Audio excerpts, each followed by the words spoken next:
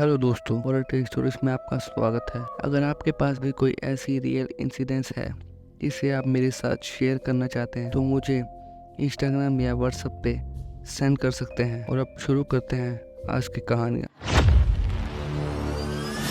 पहली कहानी। मेरा नाम रोहित है। मैं राजस्थान के श्रीनगर का रहने वाला हूँ। मैं जो बात बताने जा रहा हूँ यह उस वक्त की है जब मैं पंजाब के रोपड़ शहर में पढ़ाई के लिए एक जाने माने कॉलेज में गया था। यह बात साल 2003 की है। हमारे यहाँ से हम 3 लड़के वहाँ पढ़ाई के लिए गए थे, लेकिन हुआ ऐसा कि फर्स्ट ईयर में पढ़ाई में ज़्यादा ध्यान ना देने की वजह से हम तीनों की फर्स्ट ईयर में 2 सब्जेक्ट में बैक लग गई। इसकी असल वजह यह थी कि हमारे ही कॉलेज के कुछ लड़के हमें डिस्टर्ब करते थे। यह सारा दिन हमारे रूम में सिगरेट और नशा करते रहते थे। रात में हमारे रूम में आकर सुल्फा भी पीते थे।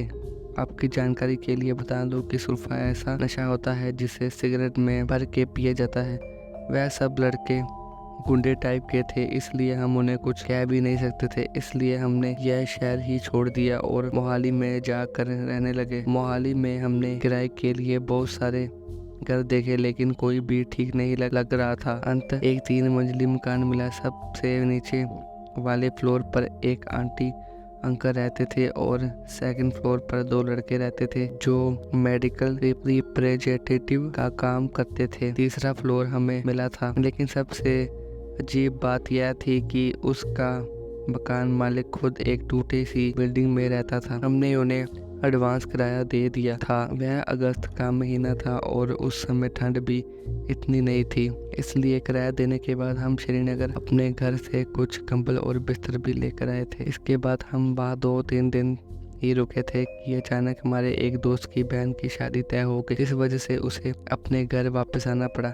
अब हम बस 2 लोग ही अपने कमरे में रहते थे। सारा दिन पढ़ाई करते और रात में ढाबे से खाना खा लेते थे। लेकिन फिर एक दिन हमें पढ़ाई के लिए कुछ नोट्स की जरूरत थी और वह नोट्स लाने के लिए हमें रोपड़ जाना था। हम दोनों एक दोस्त को नोट्स लेने जाने को कहने लगे। हम दोनों में से कोई नहीं चाहता था कि उसकी पढ़ाई खराब हो, लेकिन फिर मैंने अपने दोस्त से कहा कि अगर तू नोट्स लेने जाएगा तो सारा किराया मैं पे करूँगा। यह बात सुनकर वह नोट्स लेने जाने को तैयार हो गया। उसने कहा था कि मैं सुबह जाऊंगा और शाम तक वापस आ जाऊंगा। उसके जाने के बाद मैं अकेले सारा दिन पढ़ता रहा, लेकिन वह शाम तक वापस नहीं आया।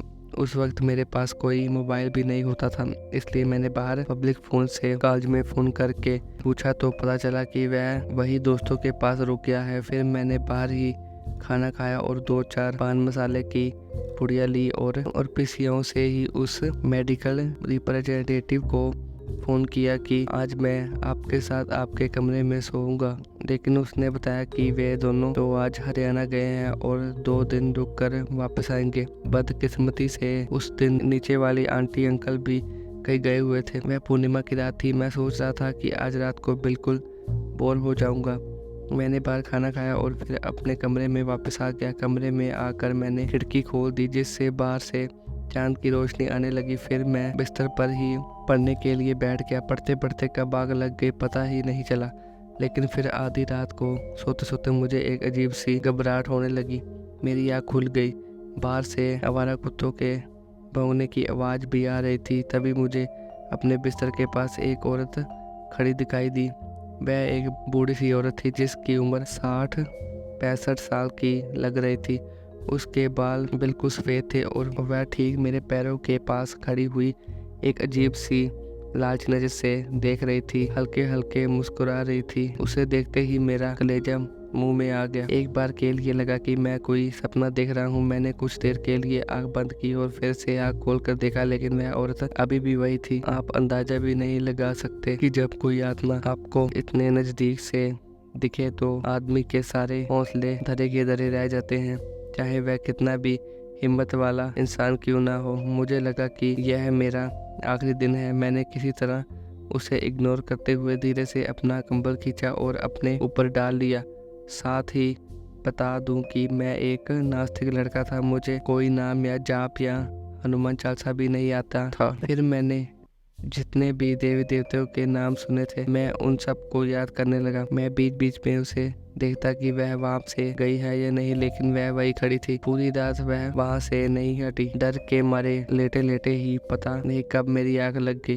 फिर सुबह आँख खुलते ही मैं सीधा मकान मालिक के पास पहुंच गया और ज़्यादा बात ना करते हुए मैंने मकान मालिक को बोला कि मेरे पास घर जाने का भी किराया नहीं है, मुझे हमारा किराया वापस दो। इतने में आंटी भी वहाँ आ गई। बोली, बेटा घर क्यों छोड़ रहे हो? मैंने उनसे सिर्फ इतना ही कहा कि आंटी आप ही बता दो कि आप इतनी सुंदर कोठी को छोड़कर इस खंडर से मकान में क्यों रह रहे हो। इसके बाद उन्होंने मुझसे कुछ नहीं कहा। आंटी बोली, बेटा तुम नहा लो। फिर मैं उन्हीं के यहाँ नहा धोकर फ्रेश हुआ। फिर आंटी जी ने नाश्ता करवाया और अंकल से पूरे पैसे भी वापस दिलवा दिए। जाते जाते वह मुझसे बोली कि बेटा इस बारे में किसी को कुछ मत बताना। मैंने वह बात आज तक अपने किसी दोस्त को भी नहीं बताई, नहीं तो वह लोग मुझे डरपोक कहकर मेरा मजाक उड़ाते। दूसरी कहानी। मेरा नाम डॉली है। मैं आपको एक सच्ची कहानी के बारे में बताना चाहती हूँ जो मेरी माँ के साथ हुई थी। ऐसा हुआ था कि उन दिनों मेरी माँ यहाँ जर्मनी में रहती थी और मेरे पापा ग्रीस में किसी काम से गए थे। वहाँ रहते उन्हें 8-9 महीने हो गए थे। इधर मैं और मेरे भाई बहन हम सब इंडिया में ही फंसे हुए थे। मेरी माँ कोशिश कर रही थी कि वह मुझे और मेरे भाई बहनों को भी जर्मनी ले आए, लेकिन वीज़ा वगैरह की वजह से हम लोग जर्मनी नहीं जा पा रहे थे।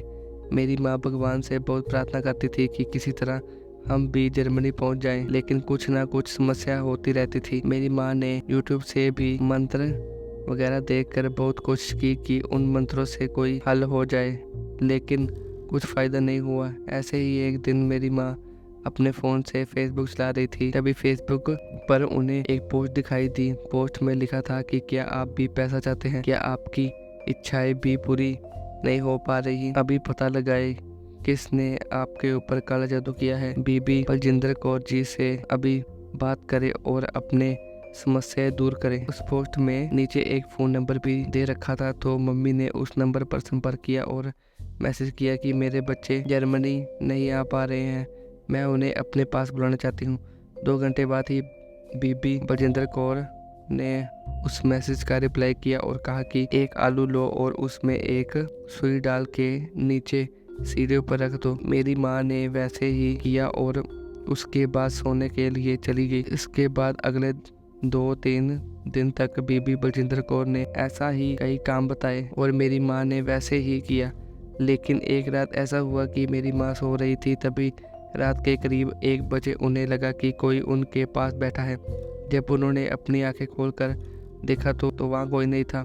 उन्हें लगा कि शायद यह उनका वहम था, लेकिन जब वह दोबारा सोने के लिए गई तो फिर से उन्हें महसूस हुआ कि कोई उनके पास बैठा है। इस बार उन्होंने घबरा कर उठने की कोशिश की, लेकिन वह उठ नहीं पाई। उन्हें ऐसा महसूस हुआ कि कोई बहुत भारी चीज उनके ऊपर रखी हुई है। वह चिल्लाने की भी कोशिश करने लगी, लेकिन उनकी आवाज नहीं निकल पाई। उनकी आंखों के सामने केवल एक हल्का सा धुंधला चेहरा दिखाई दे रहा था। वह सोचने लगी कि शायद वह कुछ गलत कर रही है। फिर किसी तरह से वह उठी और सीधा फोन उठाकर बीबी बलजिंदर कौर को कॉल किया, लेकिन उस रात उनका फोन भी बंद आ रहा था। मेरी माँ ने वह रात किसी तरह गुजारी और अगले दिन सुबह जैसे ही उन्होंने बीबी बलजिंदर कौर को फोन किया तो वह बोली कि यह तो मेरे बस का नहीं है, आप किसी बड़े बाबा से बात करो। इसके बाद उन्होंने मेरी माँ को कोई बाबा का नंबर दिया और बोला कि इनसे संपर्क करो।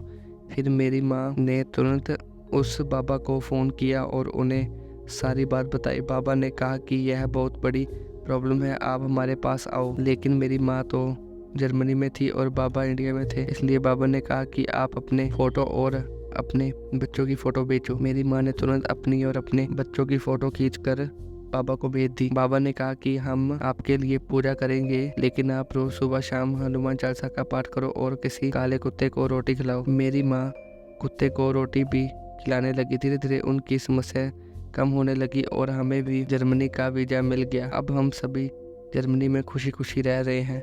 मेरी माँ कहती है कि वह सब बाबा और हनुमान जी की कृपा थी। तीसरी कहानी। मेरा नाम मनोज है। मैं राजस्थान के छोटे से गांव का रहने वाला हूँ। यह कहानी उन दिनों की है जब मैं अपने दोस्तों के साथ जंगल में लकड़ी काटने जाया करता था। उन दिनों हमारे गांव में बिजली नहीं थी और हम लोग लकड़ी काटकर ही अपने घर का काम चलाते थे।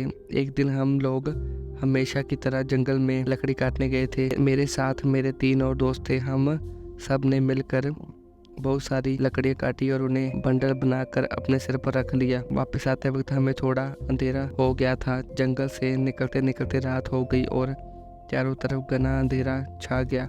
हम सबके पास केवल एक ही टॉर्च थी जो रास्ता देखने के लिए काफ़ी नई थी।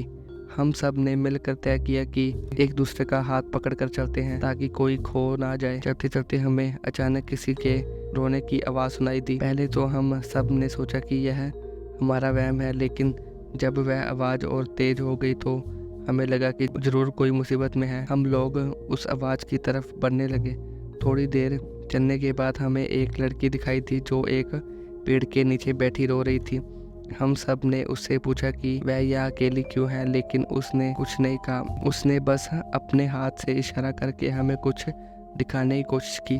हम सब उसके पास गए तो देखा कि वहाँ एक आदमी पड़ा हुआ था जो शायद बेहोश था। हम लोग उसे उठाने की कोशिश करने लगे, लेकिन तभी अचानक वह आदमी जोर जोर से हंसने लगा। उसकी हंसी इतनी डरावनी थी कि हम सब के रोंगटे खड़े हो गए। फिर वह आदमी अचानक से उठकर खड़ा हो गया और हमारी तरफ आने लगा। हम सब डर के मारे भागने लगे, लेकिन वह आदमी हमारे पीछे पीछे दौड़ता रहा। हमने भागने की जितनी भी कोशिश की, लेकिन वह आदमी हमें पकड़ने की कोशिश करता रहा। भागते भागते हम लोग गांव के पास पहुंच गए और वहां के लोगों को सारी बात बताई। गांव के लोग हमें देखकर उस जंगल पर गए, लेकिन वहां कोई नहीं था। उस दिन के बाद से हम लोग कभी भी रात में जंगल में नहीं गए। गाँव के बुजुर्ग कहते हैं कि वह आदमी एक भूत था जो लोगों को डराने के लिए वहां आता है। यह कहानी सुनकर आपके रोंगटे खड़े हो गए होंगे। अगर आपके पास भी ऐसी ही कोई कहानी है तो मुझे ज़रूर बताएं। मैं आपके द्वारा भेजी गई कहानी को अपने चैनल पर ज़रूर साझा करूंगा। धन्यवाद और अगली बार फिर मिलते हैं एक और डरावनी कहानी के साथ।